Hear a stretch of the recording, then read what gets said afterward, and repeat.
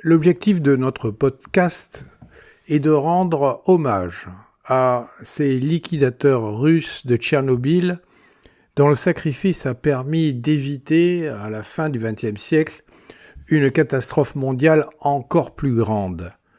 Il est vrai que dans nos émissions de culture générale, nous nous intéressons souvent aux personnages historiques, à ce que Hegel a appelé les grands hommes.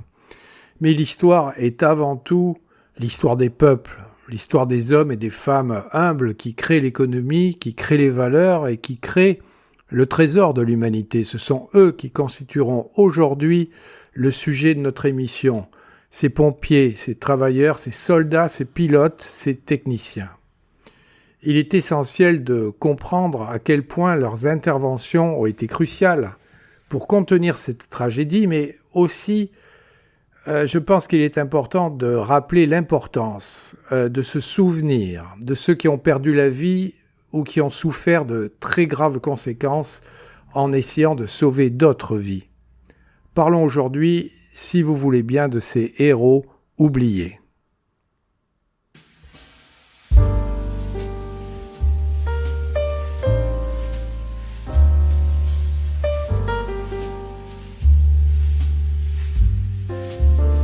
JM Analysis, un autre regard.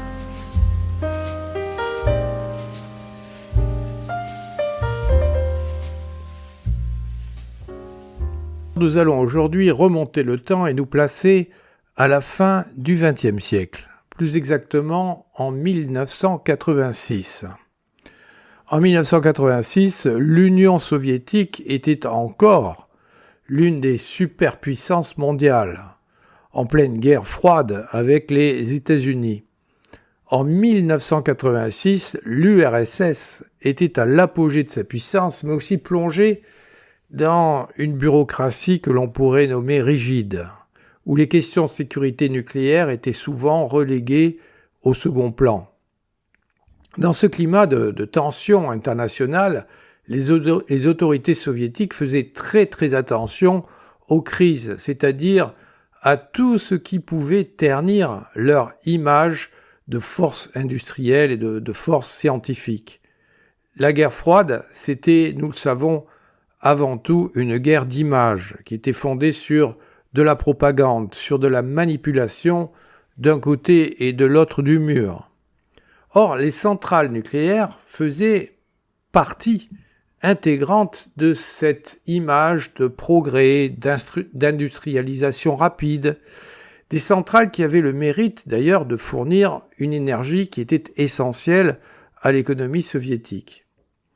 Alors, la ville de Tchernobyl, enfin le lieu, est situé en Ukraine, à peu près une centaine de kilomètres de Kiev, et il s'agissait d'une des centrales les plus importantes de l'URSS.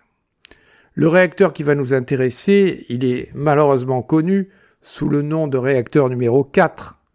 C'est celui qui allait exploser en 1986 et qui était d'ailleurs à l'époque relativement récent puisque ce réacteur avait été mis en service seulement 3 ans auparavant, en 1983. À l'époque, cette énergie nucléaire était perçue comme une solution aux besoins croissants d'électricité en URSS.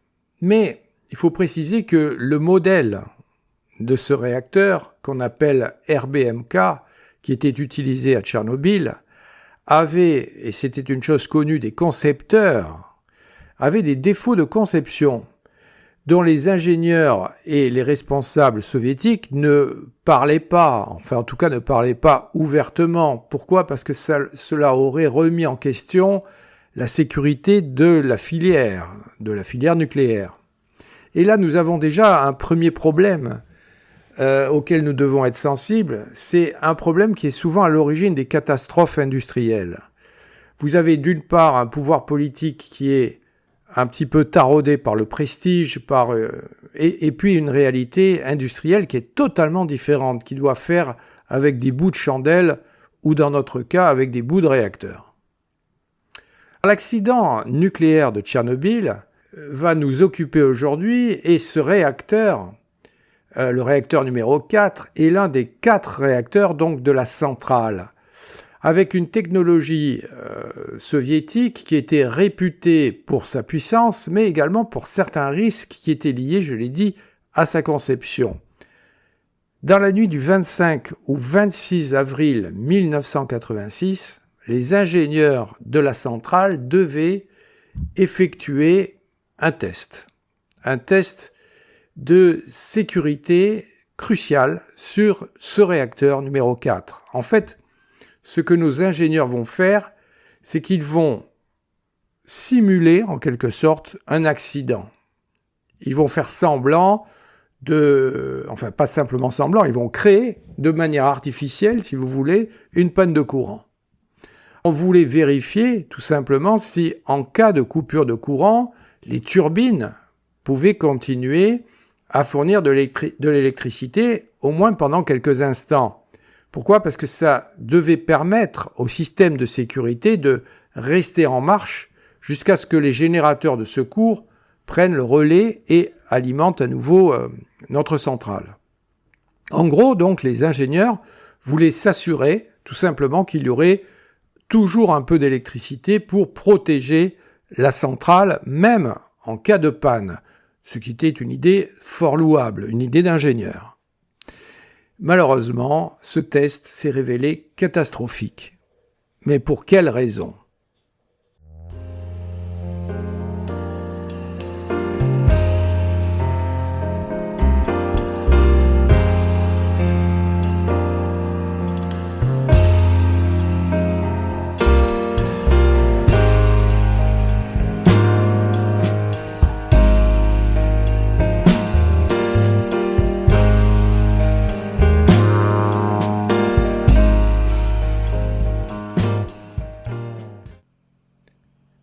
Les rapports sur l'accident ont révélé que plusieurs facteurs avaient en fait contribué à ce que ce test tourne à la catastrophe.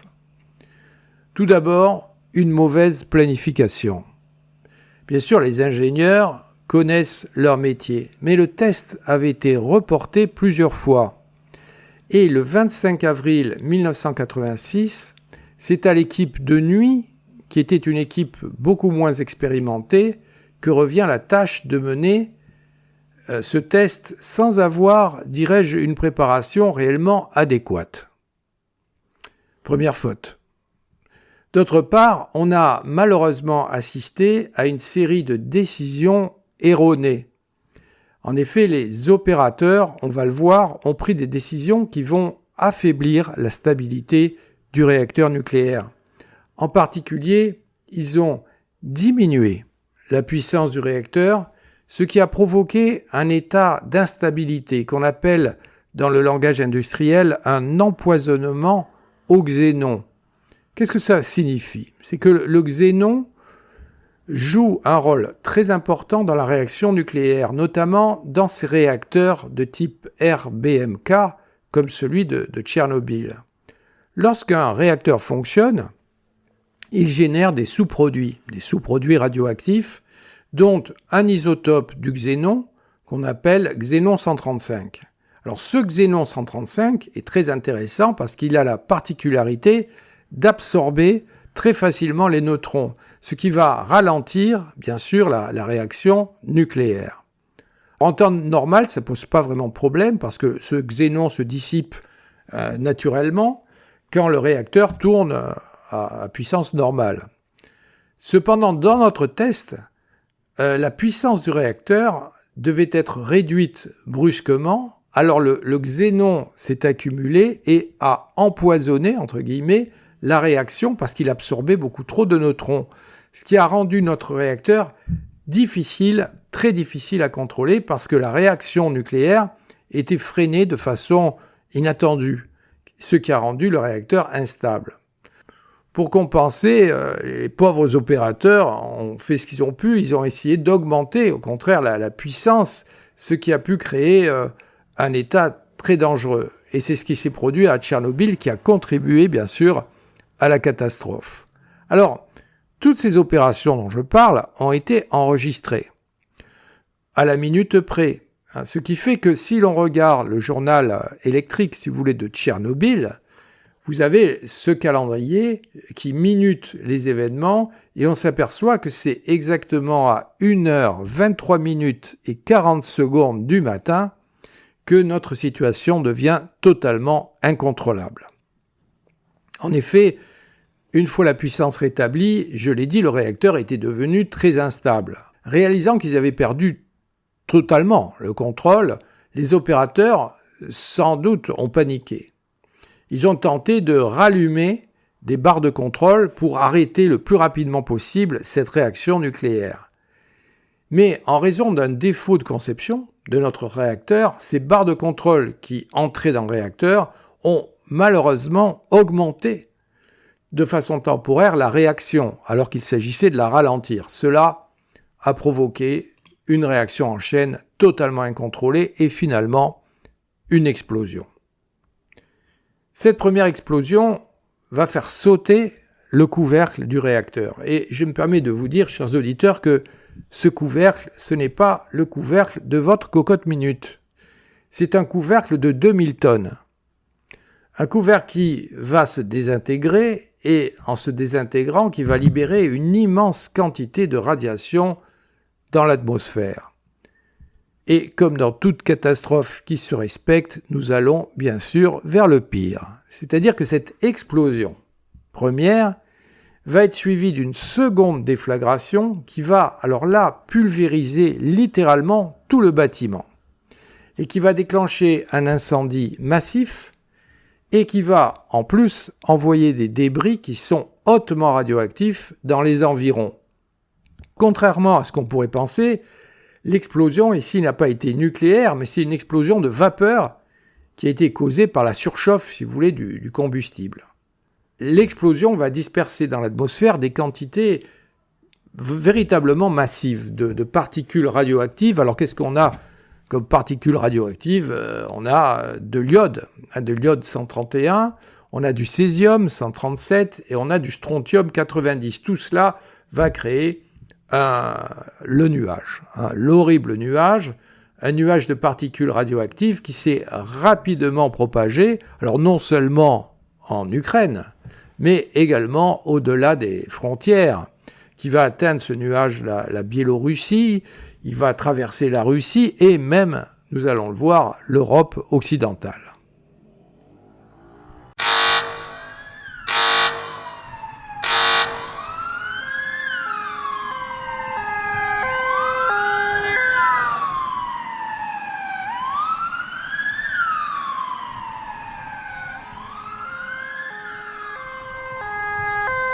Dans les premières minutes après l'explosion du réacteur numéro 4, un incendie, je l'ai dit, massif, va se déclencher sur le toit de la centrale et dans ses environs. Ceux qui vont nous intéresser aujourd'hui, ce sont les intervenants. Et les premières personnes à intervenir ont été, bien sûr, des équipes locales de pompiers qui ont été appelées pour éteindre les flammes, bien évidemment. Ces hommes courageux ne savaient pas encore qu'ils étaient face à une des plus grandes catastrophes nucléaires du siècle. On les appelle en russe les likvidatori, c'est-à-dire, on traduit en français, les liquidateurs. En clair, ce sont les gens chargés du sale boulot, du sale travail, ceux qui interviennent immédiatement et font malheureusement les frais de cette intervention aussi urgente, qui est primordiale. Et ces gens qui ont géré comme ils ont pu la catastrophe dans ces premières heures tragiques sont les pompiers, les ingénieurs, les travailleurs et les techniciens. Commençons, si vous le voulez bien, par les pompiers. Les pompiers n'avaient pas, malheureusement, de protection adaptée. Les pompiers, comme le lieutenant Vladimir Pravik et ses hommes, ont été envoyés pour combattre ce qu'ils pensaient tout simplement être un incendie classique. Et comme j'ai parlé d'incendie classique, ils ne portaient, ces pompiers, que des uniformes normaux, des uniformes standards, si vous voulez, qui étaient, il est bon de le noter, totalement inefficaces pour les protéger des radiations. Je vous rappelle que nous sommes dans les premières heures de la catastrophe et les autorités soviétiques, justement, n'avaient pas informé les secours de la nature proprement radioactive de l'accident. Alors, il ne s'agit pas de jeter nécessairement la pierre immédiatement. En tout cas, est-ce qu'il s'agissait d'un manque d'informations claires? Sans doute, mais c'était sans doute également pour éviter la panique. Alors, résultat, vous l'imaginez sans peine, c'est que ces pompiers étaient et furent exposés à des doses massives de radiation. Ils ont travaillé sans relâche pour éteindre plusieurs incendies sur le site, notamment sur le toit du réacteur numéro 3, qui risquait lui aussi d'exploser. Leur intervention a probablement empêché la progression du feu aux autres réacteurs, ce qui aurait bien sûr aggravé la catastrophe. Ils ont également tenté de stopper les flammes dans le bâtiment principal de la centrale, malgré les débits radioactifs qui jonchaient les lieux. Exposés à des niveaux de radiation incroyablement élevés, beaucoup de ces pompiers ont rapidement souffert de ce que l'on appelle le syndrome d'irradiation aiguë. Ces symptômes apparaissent quelques heures seulement après l'intervention de nos pompiers. Ils se manifestent par des brûlures de la peau qui sont intenses, par des vomissements fréquents et surtout par une fatigue extrême. Certains, comme Vladimir Pravik, sont justement morts quelques jours plus tard à l'hôpital de Moscou des suites de leurs blessures qui étaient liées bien sûr à l'irradiation. Ces hommes sont considérés aujourd'hui comme les premiers héros de Tchernobyl. Ils ont sacrifié leur vie sans même comprendre pleinement la gravité de la situation. Pendant que les pompiers combattaient les flammes à l'intérieur de la centrale, vous aviez également les ingénieurs et les ouvriers de la centrale qui, eux, connaissaient, je dirais, l'alpha et l'oméga de l'industrie nucléaire et qui tentaient, eux aussi, de contenir la catastrophe. Ces hommes ont joué un rôle critique dans la gestion immédiate de la situation. Mais malheureusement, on s'en doute, ils vont être confrontés à un environnement extrêmement dangereux.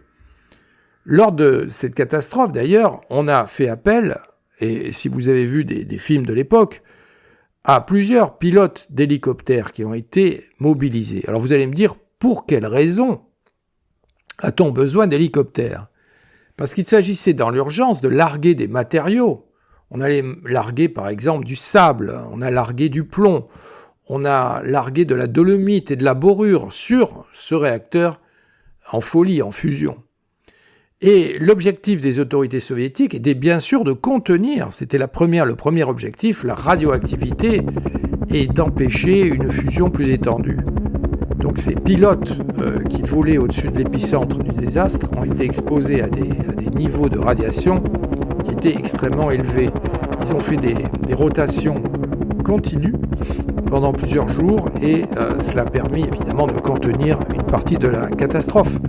Mais la majorité d'entre eux ont subi bien sûr des effets très graves à long terme. Beaucoup de ces pilotes sont morts de maladies qui sont causées par l'exposition aux radiations. Alors ces maladies, ce sont des cancers bien sûr, des troubles cardiaques, bien que tous ces pilotes n'aient pas évidemment été immédiatement affectés. J'en profite d'ailleurs pour évoquer le nom d'un photographe célèbre qui est le caméraman Igor Kostin. Vous le connaissez sans doute parce que c'est Igor Kostin qui a pris des images terrifiantes de la catastrophe de Tchernobyl. Il était l'un des premiers à documenter les effets de l'explosion et ces images sont parmi les rares qui existent des tout premiers jours après l'accident. Lorsqu'il a survolé le site en hélicoptère, la pellicule de sa caméra a été tellement exposée aux radiations qu'elle a été endommagée et une grande partie de ces photos qu'il a prises ce jour-là a été totalement floues ou en tout cas gravement détériorées par les radiations. Cependant, on a pu récupérer bien sûr certaines de ces photos qui constituent à présent un témoignage fort précieux de ces premières heures après l'accident. Kostin d'ailleurs a continué à photographier la zone pendant des années, il faut le savoir, il a été exposé à des radiations cumulatives extrêmement importantes et il a vécu jusqu'à l'âge de 78 ans. Mais il a souffert de divers problèmes de santé qui étaient liés, bien sûr, à cette irradiation. Après l'explosion, le personnel de la centrale, je l'ai dit, n'avait pas immédiatement conscience de l'ampleur de l'accident. Le chef ingénieur, qui s'appelait Anatoly Dyatlov, a sous-estimé l'explosion. Il ne s'agit pas de jeter la pierre à ce chef ingénieur. On peut imaginer cette atmosphère de chaos et de désordre qui régnait alors. Toutefois, il a donné des ordres à son équipe pour maintenir le réacteur sous contrôle, car il pensait qu'il s'agissait simplement d'un problème technique. Et cette mauvaise évaluation initiale a retardé malheureusement les mesures de confinement qui étaient nécessaires. Très vite, les ingénieurs ont pris des décisions qui ont été quand même cruciales pour éviter que la situation ne s'aggrave encore. Certains ont ouvert des vannes. Il fallait évacuer l'eau de refroidissement dans le but de prévenir une seconde explosion qui pouvait être plus dévastatrice. En effet, si la pression devient trop élevée, elle peut provoquer une explosion de vapeur, ce qui peut aggraver bien sûr la situation. D'autres ingénieurs ont tenté de ventiler les gaz radioactifs pour éviter qu'ils n'explosent à l'intérieur du réacteur. Ces interventions les ont exposés à des doses massives de radiation. Et puis les travailleurs qui sont restés à proximité du réacteur en feu étaient exposés eux également à des radiations si élevées d'ailleurs que selon les témoignages soviétiques de l'époque, ils pouvaient sentir, ces travailleurs, un goût métallique dans leur bouche, ce qui est généralement un signe d'exposition aiguë. Alors, leur corps, à ce moment-là, était littéralement bombardé de particules radioactives qui sont invisibles, mais qui causent des dégâts irréversibles et immédiats. Beaucoup de ces travailleurs sont morts dans les jours ou les semaines qui ont suivi l'accident, souffrant de brûlures internes ou alors de défaillance d'organes, tout simplement. Rapidement, l'ampleur de la catastrophe est devenue évidente et on essaie d'établir un plan d'urgence qui est mis en place pour essayer de contenir la situation. Les ingénieurs, des ouvriers, des soldats sont envoyés pour construire ce que l'on appelle alors un sarcophage temporaire, c'est-à-dire tout simplement une chape de béton et d'acier autour du réacteur détruit afin de contenir toutes ces radiations. Ce sarcophage va être construit entre mai et novembre 1986 par des milliers de liquidateurs, souvent dans des conditions très dangereuses parce que les radiations autour du réacteur étaient encore, même à l'époque, très, très élevées. Pendant les premières heures, pendant ces heures qui suivent l'explosion, les autorités soviétiques ont sous-estimé ou minimisé l'ampleur du désastre. Il faudra attendre plus de 24 heures pour que l'ordre d'évacuer la ville de Pripyat soit donné. Il y avait dans cette ville de Pripyat environ 49 000 habitants, dont de nombreuses familles d'ouvriers de la centrale, qui seront évacués, mais évacués tardivement, sans aucune information d'ailleurs sur la gravité de la situation.